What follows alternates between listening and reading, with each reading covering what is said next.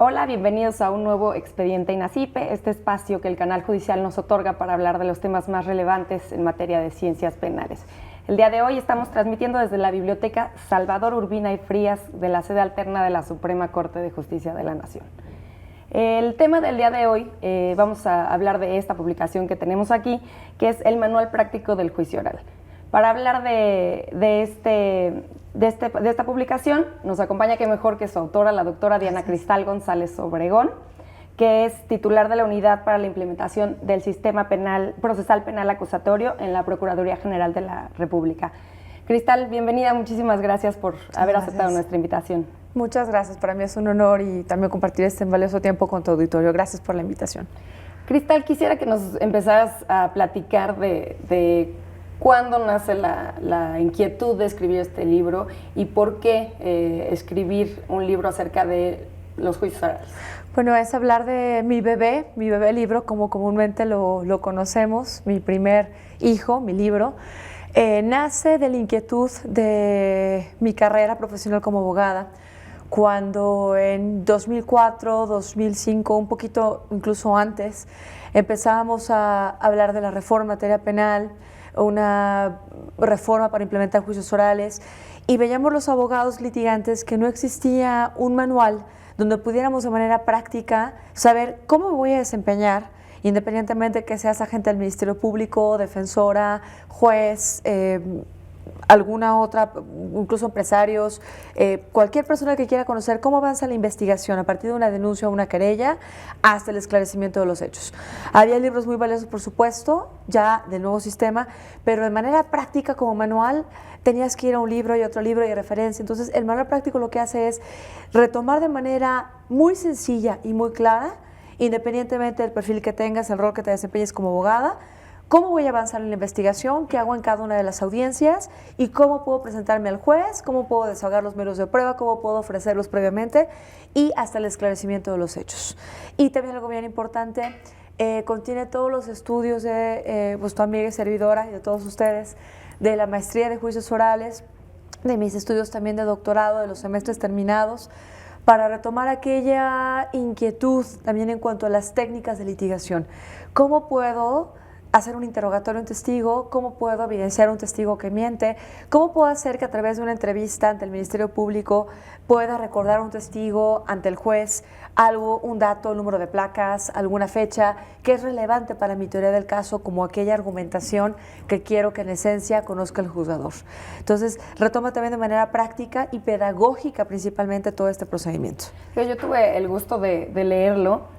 Y me parece muy importante esto que señalas, que es como para todo el público. En realidad la gente común y corriente no sabe cuál es el procedimiento, ¿no? Entonces, esta publicación la podrías recomendar al público en general. Por supuesto. La finalidad de este manual es que entendamos que el procedimiento penal acusatorio no es un procedimiento para los abogados, para los operadores, para un MP, para un juez, para un defensor. El nuevo procedimiento penal es una nueva forma de ver la justicia y cómo esto impacta en la sociedad. Entonces, una víctima, un ofendido de un delito, tiene derecho a saber cómo se va a desarrollar mi investigación. Si alguien es acusado de un delito, también tiene derecho a conocer y a entender el procedimiento. Este manual, con mucho cariño para México, lo hice para aportar un granito de arena para que la gente, cualquiera que lo abra, diga, a ver, ¿cómo se desarrolla una investigación? ¿Cuáles son las pruebas que valen? ¿Cuáles son las que se excluyen? ¿Cómo resuelve un juez? ¿Cómo puedo interponer un recurso cuando no me parece la forma de resolver de un juez? ¿Cómo puedo yo, víctima, hablar ante el juez aun cuando tenga el Ministerio Público al lado? ¿Cómo, si yo estoy, o alguien acusado de un delito, cómo puedo intervenir aun y cuando tengo un abogado a mi lado, ¿no? Entonces, es una forma sencilla de traducir el avance de la investigación, clara, pedagógica, e incluso tiene un caso práctico que se ha utilizado como bibliografía para todos los operadores que han estado, la gran mayoría, en el sistema acusatorio adversarial, y tiene DVDs, donde en el DVD, ya te explicaré ahorita un poco la evolución, es de manera explicativa, ahonda mucho más en temas del libro, ¿no? Pero es un libro que tiene todo el amor y todo el cariño de que sea esencia en la capacitación indispensable de todos en México. Ahora ya me estabas comentando de que viene, bueno, complemento multimedia, que vienen los DVDs, pero quisiera que nos contaras Este que estamos presentando hoy es tu tercera edición. Así es. ¿Qué ha ido cambiando a través de las ediciones o simplemente porque sabemos que es uno de los libros más vendidos en materia de juicios orales? Bueno, efectivamente, la primera edición que salió en 2008 es un libro, cada edición tiene como mucho sentimiento para mí. Yo regresaba de la maestría en Estados Unidos, que fui la primera generación de mexicanos que tuvimos la oportunidad de hacer una maestría en Estados Unidos para mexicanos, para apoyar con toda la camiseta del mundo al proceso de implementación de México. Y de manera sencilla, muy clara, pero muy precisa, explicaba el avance en México hasta ese momento en 2008. Cuando viene la reforma de la Constitución, sí. Exacto, por eso es tan importante para mí ese libro, la primera edición. Cuando viene la reforma de la Constitución de 2008, para decir el proceso penal será acusatorio y oral del artículo 20, y posteriormente la de 2011, hay más estados que retoman la implementación, que empiezan ese proceso de implementación. Entonces, la segunda edición tiene toda la parte actualizada de todos los estados, su evolución que han tenido el sistema acusatorio, pero también retoma ya la parte de la reforma en materia de derechos humanos de 2011 y la de 2008.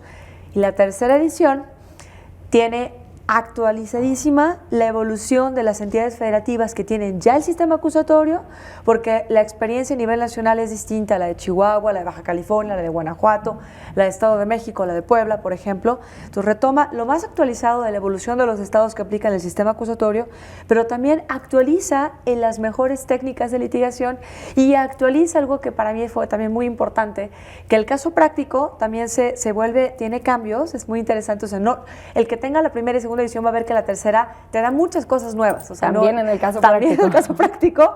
Y además en materia de derechos humanos, ¿no? Jurisprudencia, más técnicas de litigación, y tiene 2 DVDs, la tercera edición.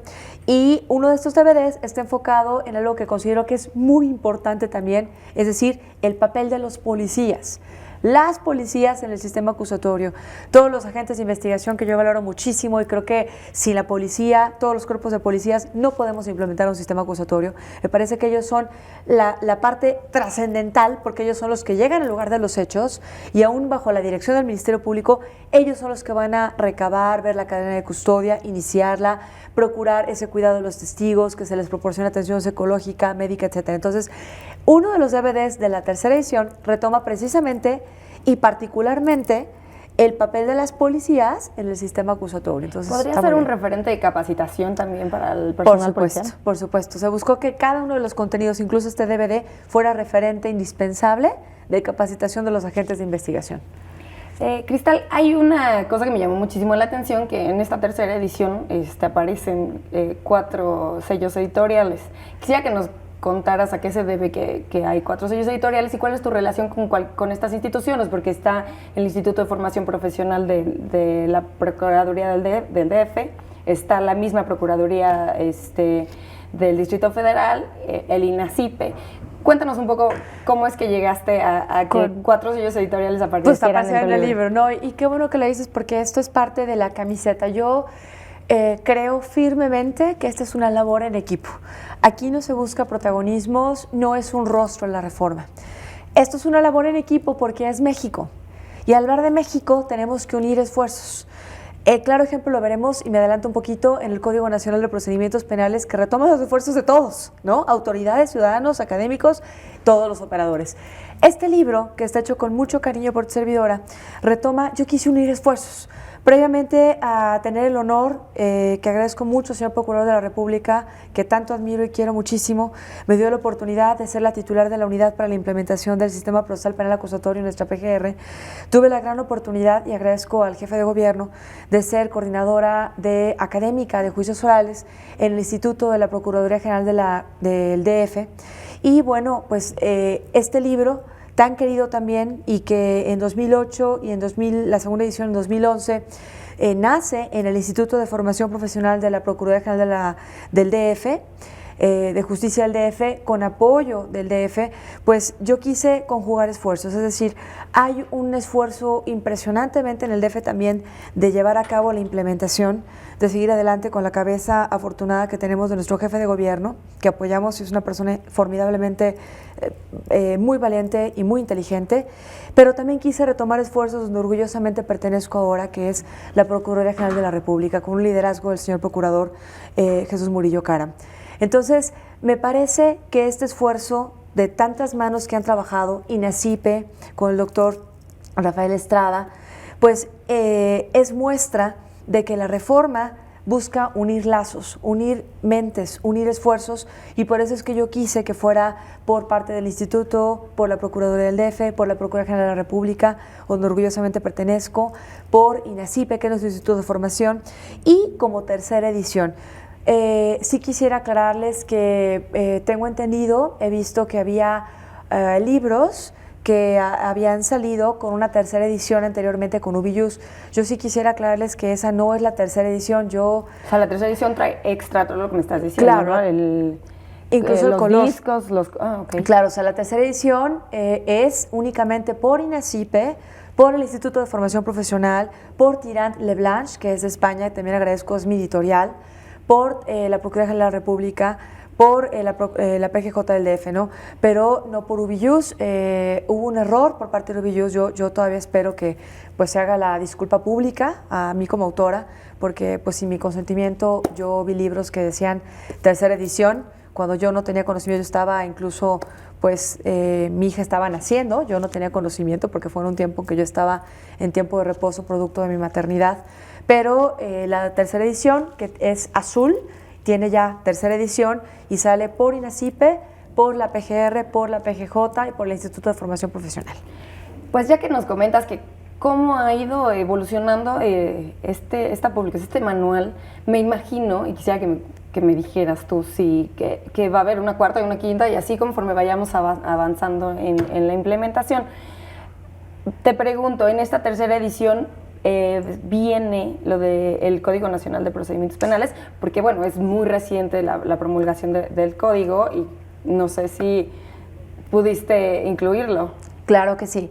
Este libro nace también por mi inquietud de que se entendiera el procedimiento penal nacional. Tuve la fortuna, gracias al apoyo del señor Procurador Jesús Murillo Caram, y por la subprocuradora Mariana Benítez, de que me encomendaran la coordinación de las mesas de análisis en PGR con expertos, con representantes de las diversas iniciativas que se presentaron en su momento para la creación de un Código Nacional de Procedimientos Penales, para llegar a consensos. Y por eso es muy bonito decir que el Código Nacional de Procedimientos Penales es el Código de México, porque retoma los mejores contenidos de todas las iniciativas, pero además con consensos de todos. Pero además tuve la oportunidad de ser consejera técnica de la Comisión de Justicia del Senado de la República, donde precisamente sale ya la elaboración de este cuerpo de Código Nacional de Procedimientos Penales aprobado, y esta parte analítica de temas muy importantes la retomo en el libro, que busco que sea una guía para que quien lea el procedimiento evolucionado en los estados diga, bueno, ¿qué es el Código Nacional? ¿Qué tiene el Código Nacional? ¿Cuáles son las funciones de la policía? ¿Cómo se coordina con el MP? ¿Cómo dirige la investigación? ¿Cómo verifica la legalidad del MP? ¿Cómo es la función de los peritos? ¿Qué es la acción penal por particular? ¿Cómo se desarrolla el procedimiento penal? ¿Cuántas etapas? ¿Cuándo inicia el proceso? ¿Cuándo inicia la acción penal? Entonces, todo esto lo retomo en el Código Nacional. Se está incluido totalmente con toda la camiseta para que tengamos el mejor sistema con los mejores ciudadanos que somos en México. Cristal, tenemos que hacer una pausa, pero volvemos con el tema. Muchas Al gracias. auditorio, por favor, no se despeguen, estamos en Expediente INACIPE.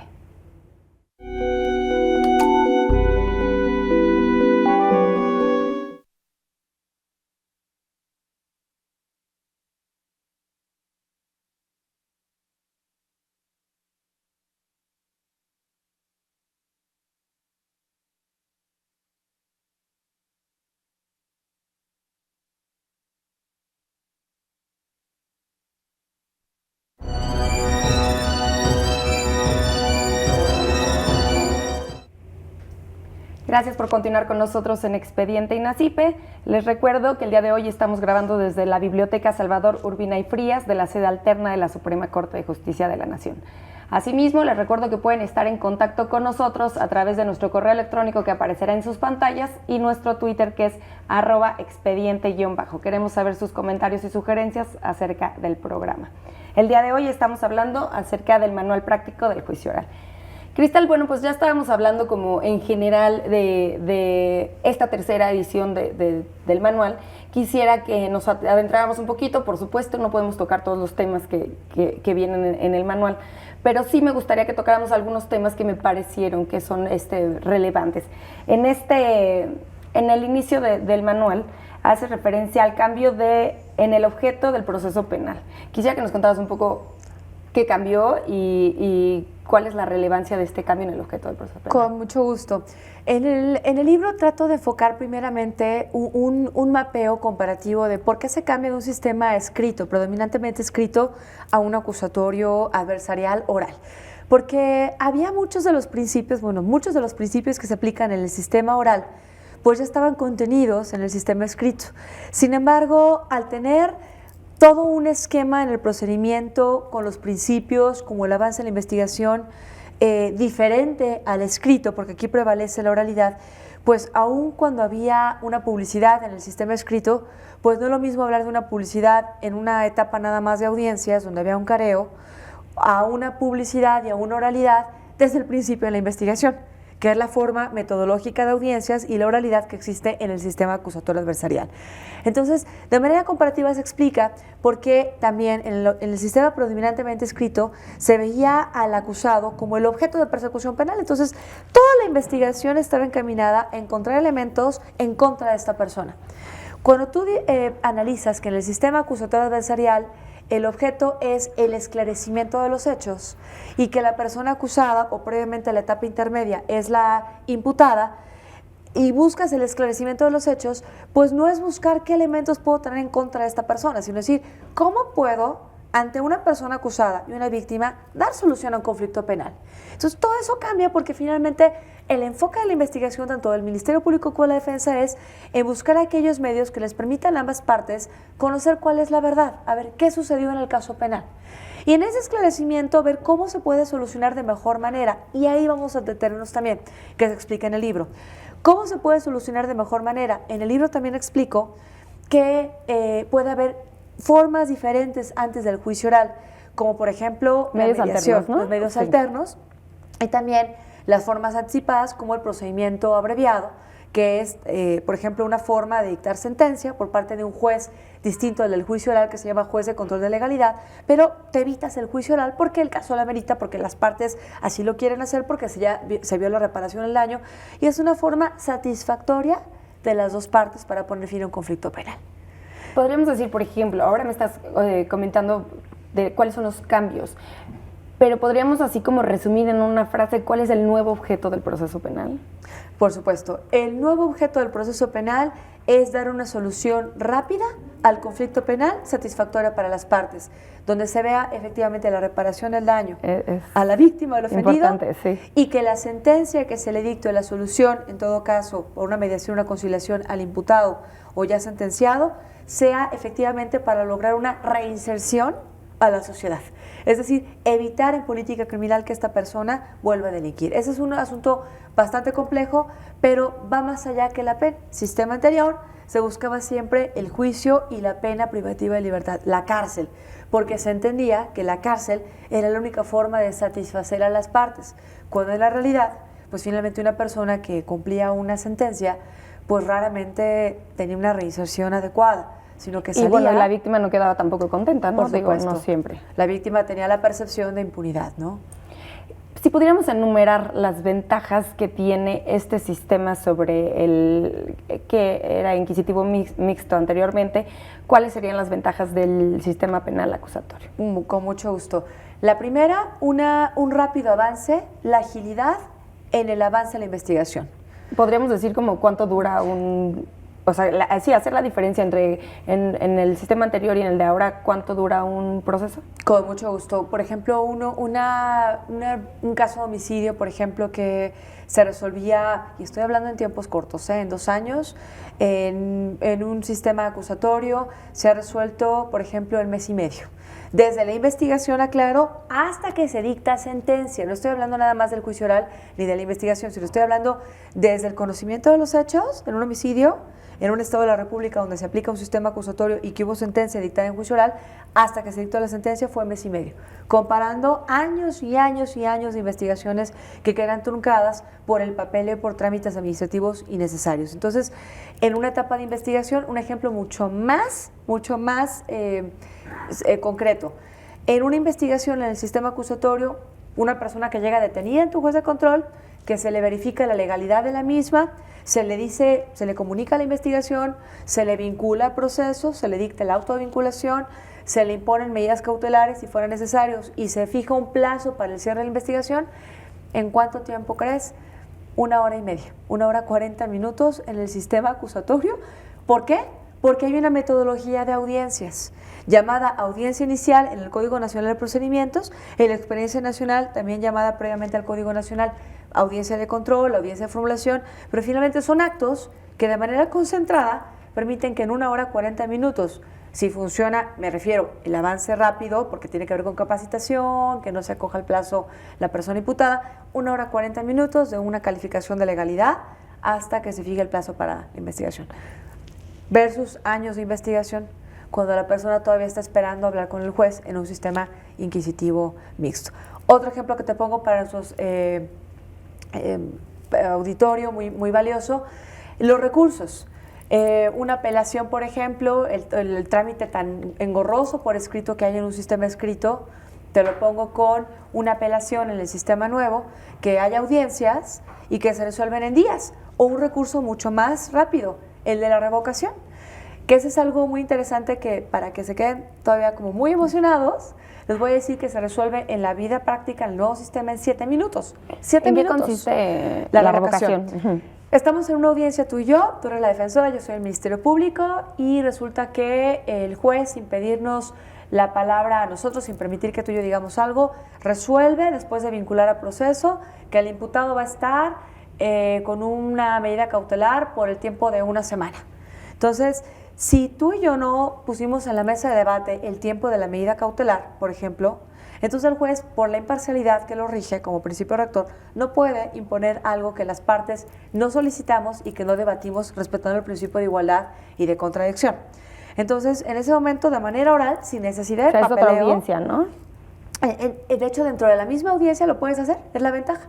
Señoría, en este momento interpongo recurso de revocación, toda vez que lo que usted acaba de resolver no fue solicitado por ninguna de las partes, ninguna de las dos le pedimos 1 semana de la medida cautelar, ni se lo fundamos ni motivamos así, usted lo resolvió porque quiso que fuera 1 semana de medida cautelar. El juez admite inmediatamente el recurso y me da el uso de la palabra y luego te lo da a ti, cierra el debate y resuelve inmediatamente en un tiempo récord de 7 minutos un recurso. Eso dice mucho del ahorro. Es una gran ventaja esta de que sería la inmediatez.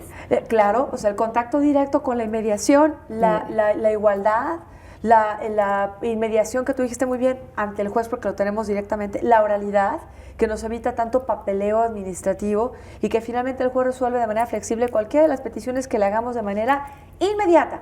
Y algo muy ventajoso, el artículo 16 de la Constitución incluso faculta a los jueces de hacer esta forma de resolución por cualquier medio. Entonces los medios de comunicación tienen mucha cabida porque el juez resuelve por cualquier medio las solicitudes de las partes. Entonces sí, con el sistema acusatorio se vuelve un sistema mucho más ágil, mucho más transparente porque hay publicidad de las audiencias, con la oralidad mucho más exigente para la sociedad, es decir, la sociedad va a poder tener mejores operadores, porque no es lo mismo que yo haga un escrito y le pida consejo a 3 abogados, a que de manera oral tú y yo en una audiencia frente a un público, frente al juez, frente a una grabación de audio y video, que es el registro de las audiencias, tú y yo tengamos que demostrar nuestra argumentación y los conocimientos jurídicos que tengamos, teoría del delito, argumentación, frente a las partes, y que te escuche tu defendido o tu representado, sí, claro, ser la víctima del ofendido. De hecho, esto viene un poco de la mano con algo que me llamó mucho la atención en el manual, que en un apartado hace referencia, lo voy a leer para Por favor, decirlo gracias, textual, qué es linda. la conducta ética de los sujetos procesales. Quisiera, bueno, ya me dices que la oralidad, la publicidad, todo esto lo hace más transparente, pero ¿cómo hacer para que no se preste a poca ética, a corrupción? ¿Qué tiene este sistema que lo hace más transparente o menos? ¿Qué tiene este sistema? Y tienes toda la razón. Este sistema va a evidenciar mucho más al mal abogado, pero va también a reconocer al buen abogado. ¿A qué me refiero? Cuando un agente del Ministerio Público o un defensor público o un defensor particular, un litigante, llega a una audiencia, tenemos que defender cada uno de sus argumentos frente al juez, pero el juez que tenemos enfrente no conoce nada de nuestra carpeta de investigación, ni previamente nos conoce porque hemos platicado con él, no conoce absolutamente nada del caso. Entonces, es nuestra preparación, me refiero académica, como litigantes, de dominar el sistema acusatorio, de dominar las técnicas de litigación, la argumentación, la teoría del delito, dominar tu caso, haber conocido a tus testigos, haberte entrevistado con tu defendido, con tu representado si es la víctima, que tú puedas hacer un buen papel, pero además conocer a tu contraparte, sus medios de prueba. Hay una igualdad en las carpetas, entonces si no has leído, si no hemos estudiado, sí, pues la difícilmente... carpeta de investigación la forma el Ministerio Público. Así ¿Correcto? es. Y entonces, ¿esta misma carpeta se le proporciona al abogado defensor? Claro, y ahí viene algo bien importante en el Código Nacional de Procedimientos Penales, por lo cual estamos muy orgullosos de esta legislación nacional. Porque aún y cuando efectivamente tienes toda la razón, la carpeta de investigación la hace por la objetividad y la lealtad el Ministerio Público, había veces en la audiencia intermedia, que es una etapa antes, está en una etapa antes de la del juicio oral, que tenemos que descubrir los medios de prueba para que se los ofrezcamos al juez y el juez los admita y sean los medios de prueba que tú y yo tendremos derecho a presentar en el juicio oral. Bueno, a veces la defensa llegaba a la audiencia intermedia y decía, bueno, como yo no tengo obligación de hacer desde el inicio de la investigación porque no tengo la carga de la prueba, la carpeta, pues hasta este momento, señoría, en la audiencia frente a usted le descubre al Ministerio Público y a la víctima sus medios de prueba.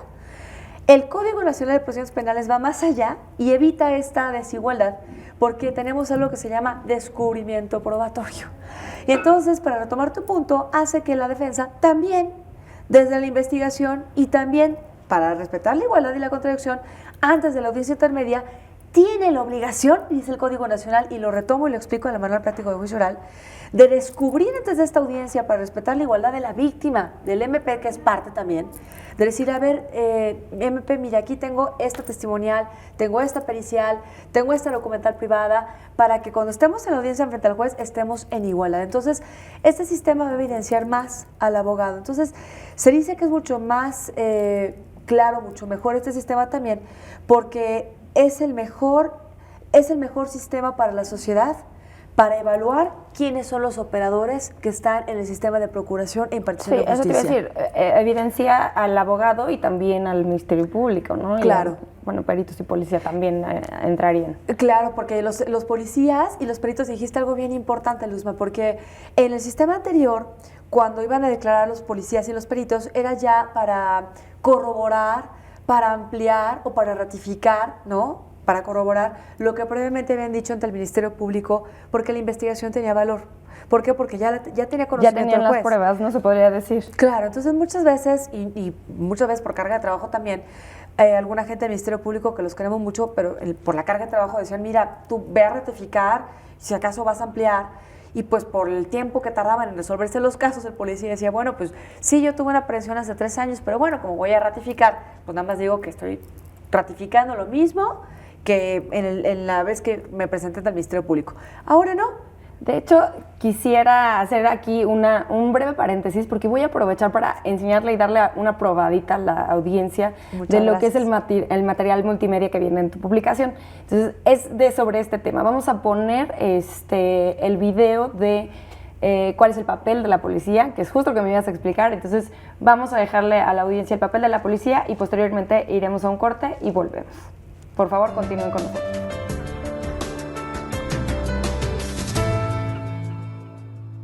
Recordemos que teniendo la reforma constitucional de junio de 2008, para que tengamos la obligación de cumplir con la implementación de un sistema acusatorio, muchas cosas cambian, dentro de las cuales la labor que se destaca de la importancia de la policía en el sistema acusatorio. ¿Cuál es la labor de la policía de investigación y de cualquiera de los cuerpos de policías en la etapa de investigación y cuál es su impacto en la audiencia de control de la detención? Recordemos que en un sistema acusatorio, los primeros que llegan, y desde incluso el sistema inquisitivo mixto, al lugar de los hechos o del hallazgo, son precisamente las policías. La labor que realicen de manera adecuada las policías desde el mismo lugar de los hechos o del hallazgo, la entrevista que hagan a todos y cada uno de los testigos, el trato que den para la detención a una persona que lleven detenida ante el Ministerio Público, así como también la asistencia que den a la víctima, es de vital importancia para que su labor pueda hacer que la investigación prospere. La labor de los agentes de la policía en la audiencia de control es de vital importancia toda vez que gracias a la labor de los policías que realizan tanto en el lugar de los hechos o del hallazgo como el dato de prueba o la información que obtienen para dar esos medios de prueba a la carpeta de investigación del Ministerio Público o inclusive útiles para la defensa a tener su estrategia, deben de ser desde la misma etapa de investigación y desde la primera intervención de las policías obtenidos dichos datos de prueba de manera lícita, incorporados, registrados de manera lícita también y deben de ser pertinentes. Los agentes de la policía van a registrar la importante investigación que realizan desde la etapa de investigación y hasta la etapa intermedia en los diferentes registros contemplados de manera homologada para su respectiva labor. El agente de la policía debe registrar en su parte homologado, en su parte informativo, es decir, en ese reporte que hacen sobre cuál fue su intervención, en qué fecha, en qué hora, cómo observaron, pero también en los formatos de cadena de custodia y en las entrevistas que realicen, únicamente debe existir el registro de lo que ellos hacen de manera directa. Esto es, los agentes de la policía no deben contemplar en sus registros actos en los cuales ellos no participaron. ¿Por qué? Porque si en el parte informativo, en una cadena de custodia, en una entrevista a algún testigo, el agente de la policía plasma datos que le aporta algún agente que lo acompañaba, pero el agente que lo plasma no es el que directamente obtuvo ese dato de prueba, podrá ser contrainterrogado toda vez que al plasmarlo como parte de su registro y firmarlo y plasmar su nombre en el mismo, le está diciendo al tribunal que, por lo tanto, él puede defender ese dicho en la audiencia de juicio oral. Por lo tanto, lo adecuado es que el agente de la policía, atendiendo a cada particularidad en su intervención, sea la única información que plasme en el registro de su investigación. Recordemos que en la audiencia de control de la detención, el objetivo particular del Tribunal de Legalidad es verificar precisamente que todas las circunstancias que contemplan la detención fueron en todo momento ajustadas a derecho. El agente de la policía que realice la detención debe verificar que le lea todos los derechos a la persona detenida, que no vulnere violencia, que se le explique cuáles son sus derechos, que cuando tenga la víctima esta sea asistida de manera cabal por parte de los policías, que a los testigos sean entrevistados con la técnica y metodología por parte de sus agentes de la policía y que finalmente esa preservación del lugar de los hechos o del hallazgo, así como el inicio de la cadena de custodia, sea una responsabilidad perfectamente bien asumida y actos realizados por parte de la policía para que entonces en la audiencia de control de la detención, dicha audiencia, a través de la expresión de la autoridad del caso del Ministerio Público, pueda determinar que se califique de legal la detención y por lo tanto podamos avanzar esa autoridad del caso a audiencias posteriores para el efecto que es el esclarecimiento de los hechos. Los agentes de la policía que en su investigación hayan obtenido de manera lícita también medios de prueba, pero no existe el registro a través de los formatos de cadena de custodia,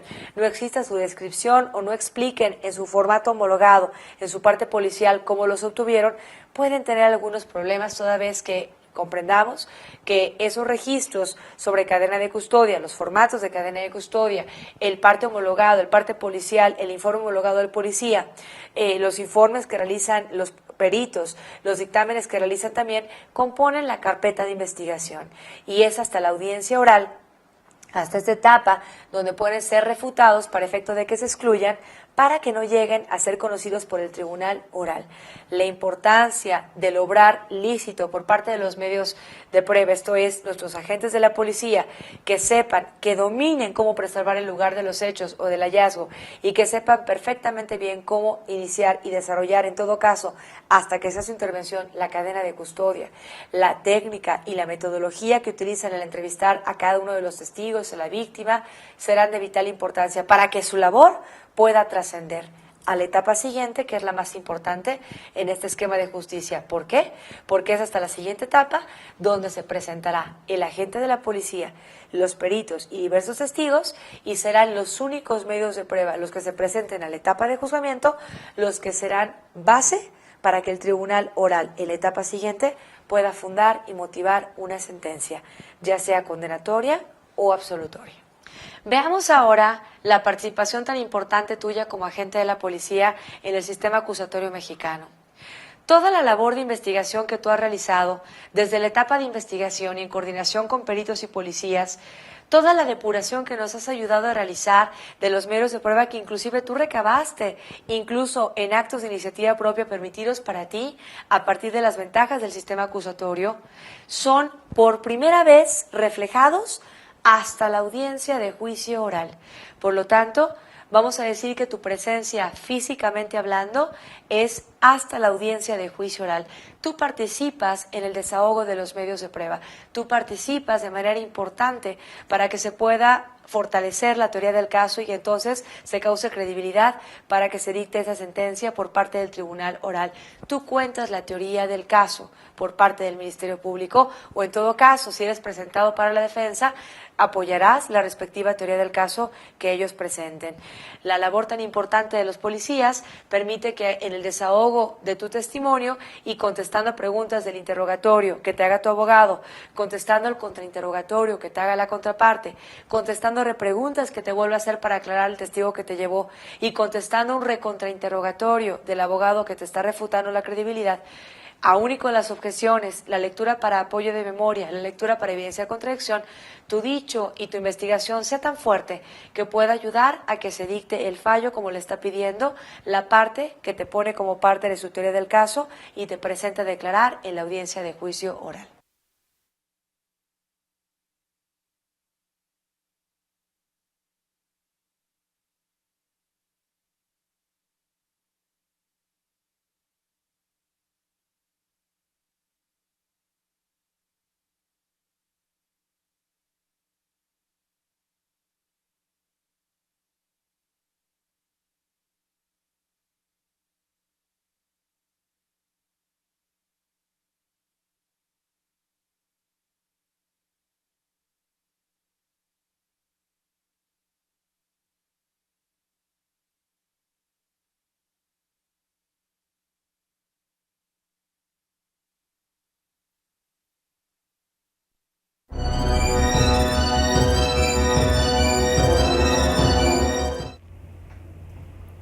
Gracias por continuar con nosotros en Expediente INACIPE. El día de hoy estamos transmitiendo desde la Biblioteca Salvador Urbina y Frías de la sede alterna de la Suprema Corte de Justicia de la Nación. Les recuerdo el tema que estamos tocando, que es el manual práctico del juicio oral, y tenemos aquí con nosotros platicando a la doctora Diana Cristal González Obregón, que es nuevamente, lo repito, es la titular de la Unidad para la Implementación del Sistema Procesal Penal Acusatorio de la Procuraduría General de la República, así como asesora académica del jefe de gobierno y del Consejo de Implementación del Gobierno del Distrito Federal. Correcto. Cristal, bueno, acabamos de ver el video en el que nos ilustras con cuál es el papel de la policía en el nuevo sistema acusatorio, y empezamos a tocar el tema de la policía hablando de la ética, del punto que tocas, muy importante tu manual, acerca de la ética. ¿Podríamos cerrar esta idea, por favor? Con mucho gusto. Bueno, también parte de la ética es muy marcada el que el abogado se deba presentar a cada una de las audiencias cuando está preparado, cuando conoce su caso, pero también cuando tiene conciencia de que el avance de la investigación no es igual que en el sistema escrito. Y bueno, evitar también pues que lo saquen, por ejemplo, algo muy marcado de las audiencias en el sistema acusatorio es que ha habido varias ocasiones penosas donde los abogados, al no conocer el caso, su carpeta de investigación, ¿qué pasa, no? ¿Lo sacan? Lo sacan. ¿El juez? El juez. Y para aclarar un poquito, no es que llegue y, por ejemplo, a lo mejor se equivoque en una palabra y le diga al juez se sale, sino que el juez, en esa imparcialidad, no puede ser pasivo, aunque es imparcial en los argumentos y no puede resolver lo que no le piden las partes, no puede tampoco ser pasivo y permitir la violación de los derechos, por ejemplo, de las víctimas, ofendidos o de los imputados. Entonces, cuando ve que hay una, por ejemplo, defensa inadecuada, o cuando ve que por parte del Ministerio Público hay una representación pues que no es acorde a lo que necesita la víctima porque no sabe el sistema acusatorio, porque se ve que no leyó la carpeta de investigación. Que no tiene conocimiento del caso, ¿no? Exacto. Lo que hace el juez es que pues, le pregunta a la víctima, posteriormente preguntarle al acusado si tiene conocimiento del sistema acusatorio, si leyó la carpeta, si previamente platicó con su representado, con su defendido. Y lo que ha pasado en la mayor parte de las situaciones es que el abogado le dice, oiga, pues, recién me acaban de dar la carpeta, o no pude platicar, y cuando el juez le pregunta posteriormente a la víctima o al acusado que desea continuar con la persona que está a su lado, ellos dicen no. ¿Y qué sucede? ¿Se suspende?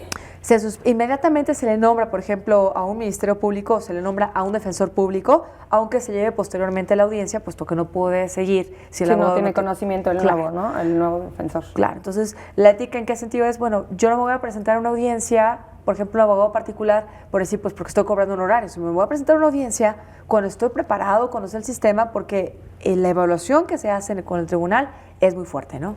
Quisiera que nos platicaras un poco. La verdad es que tenemos, en realidad el programa es poco tiempo para hablar de todo lo que implica este sistema procesal penal acusatorio, pero me gustaría que nos llevaras como de la mano a todo el proceso, o sea, de todo el proceso, pero visto desde la perspectiva, por ejemplo, de la víctima, ¿no? Entonces, ¿nos podrías dar un recorrido por las etapas en que consisten? Así, tendría que ser un recorrido breve, pero muy interesante es este tema. Con mucho gusto, y también porque la víctima, bueno, dice, ¿y yo ante la comisión de un delito qué hago?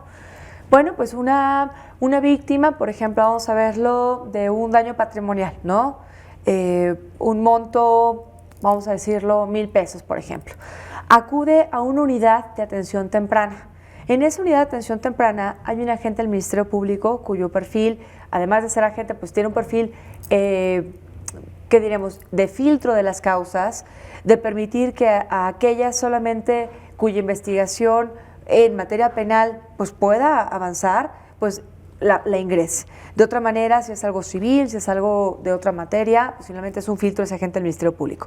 Entonces, la víctima acude a esta unidad de atención temprana y le comunica los hechos a este agente del Ministerio Público. Pongamos que en este caso es susceptible de una salida alterna. Una pregunta, ¿dónde están estas unidades? O sea, ¿es como ir a la agencia del Ministerio Público? Claro, es una estructura dentro de las procuradurías del nuevo sistema, llamadas ya fiscalías en el nuevo sistema, donde la primera cara de esta fiscalía es la unidad de atención temprana, ¿no?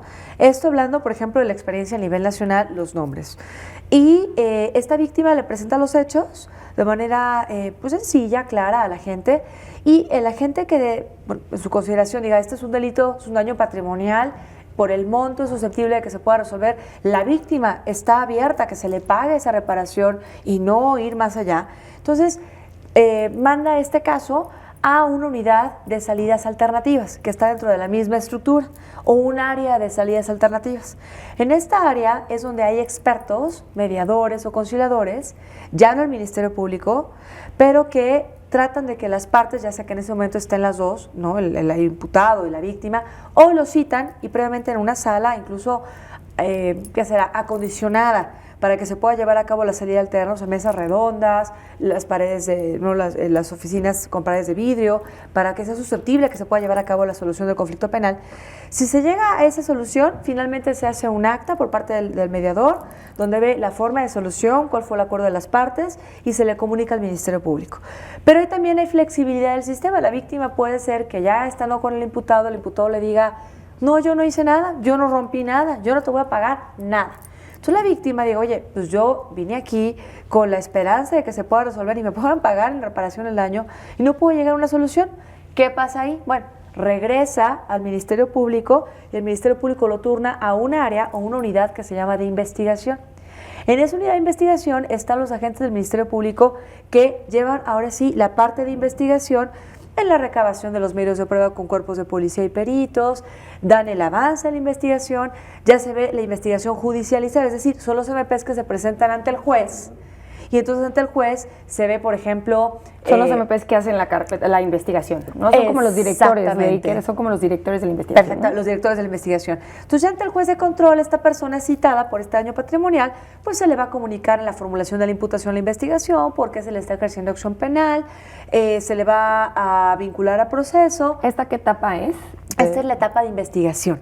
Pero ya estamos hablando de una investigación ante el juez que se ha llamado de la Experiencia Nacional Investigación Judicializada, o que también en el Código Nacional de Procedimientos Penales, que también explica el manual, se toma como la investigación complementaria, la fase de investigación complementaria dentro de la primera etapa, que es de investigación del procedimiento penal. Y el juez al que te refieres no es el mismo juez que estará en la audiencia, ¿no? Eso es algo como importante diferenciar. Es muy importante, y tienes toda la razón, porque el juez de control ante el cual se judicializa esta investigación, o sea, se le pide que se le vincule a proceso, se le ponga, si es necesario, una medida cautelar, y ante el cual se justifica un plazo de cierre de investigación, no es el mismo ante el cual se van a desahogar los medios de prueba.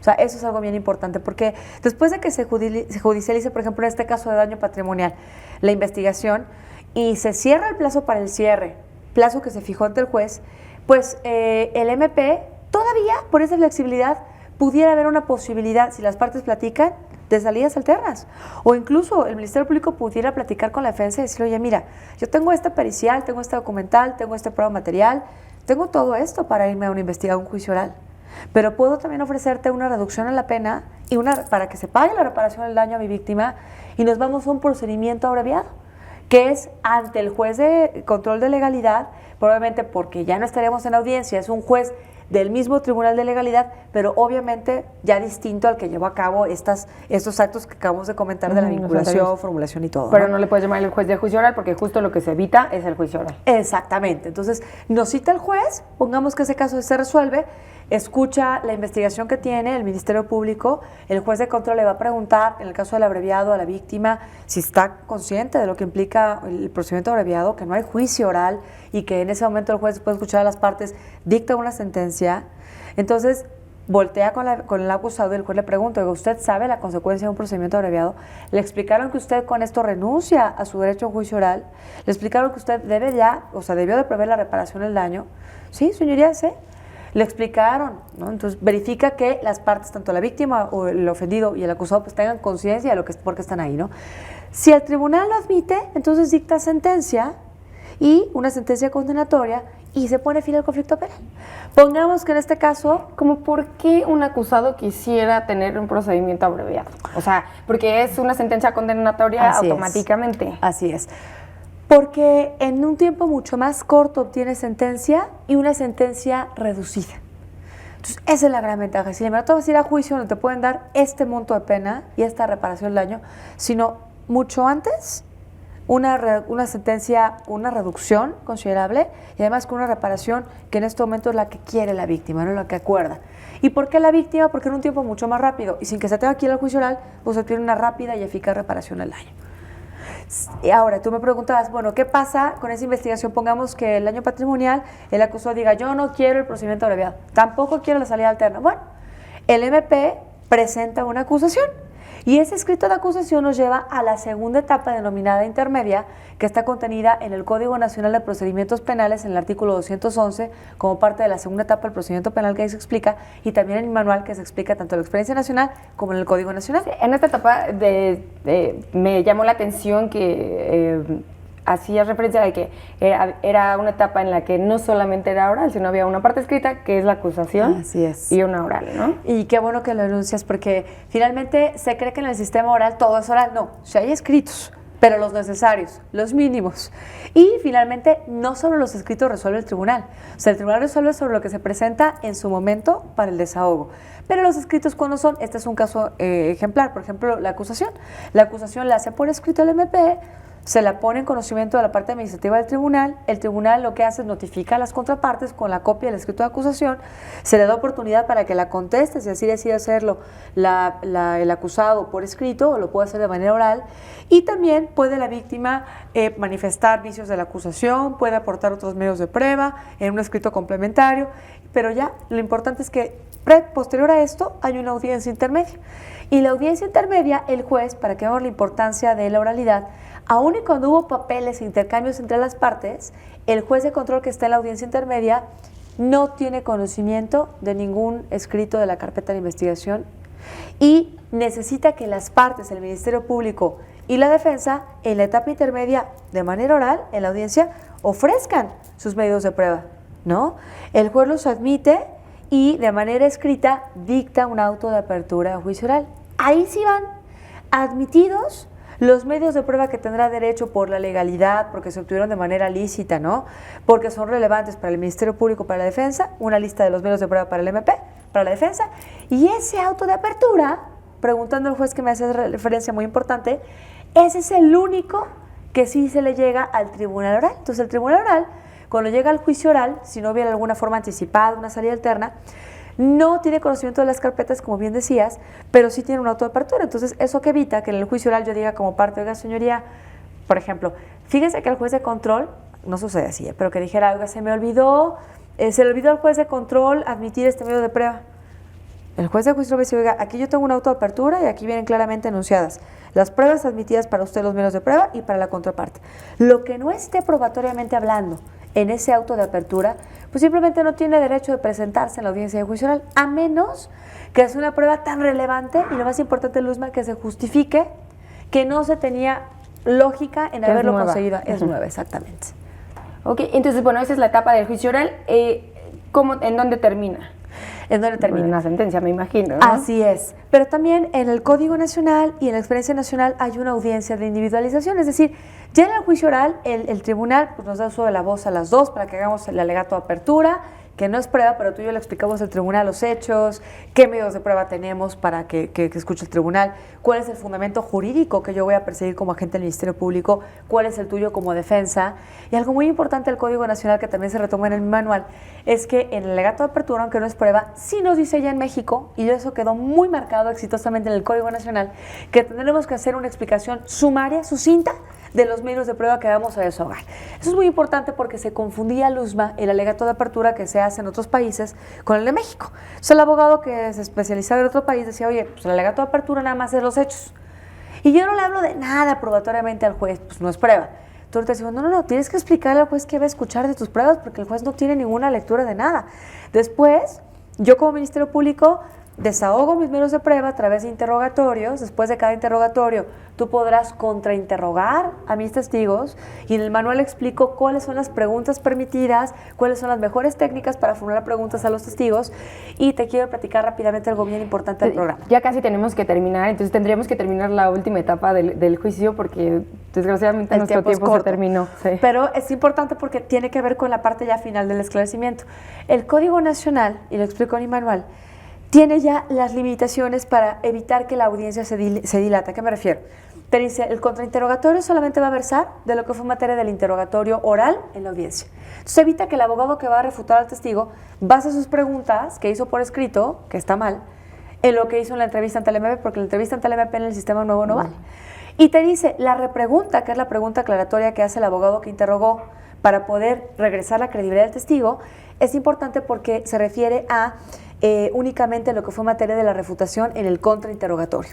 Y el recontrainterrogatorio, que es para otra vez la forma de atacar al testigo, está limitado únicamente a lo que fue materia de la aclaración en la repregunta. Entonces, interrogatorio, contrainterrogatorio, repregunta y recontrainterrogatorio están limitados, están totalmente enunciados en el Código Nacional y lo retomo y lo explico con las mejores técnicas en el manual con mucho cariño para todos los mexicanos. Bueno, pues yo invito al auditorio, por favor, que adquieran el libro y ahí viene explicado a fondo y a profundidad de lo que estamos hablando.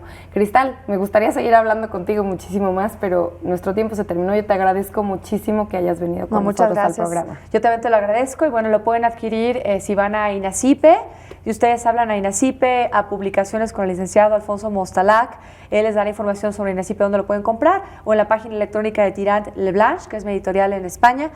Aquí también en México se los llevan a donde ustedes estén. El libro, por favor, adquiéranlo, es un libro con mucho cariño.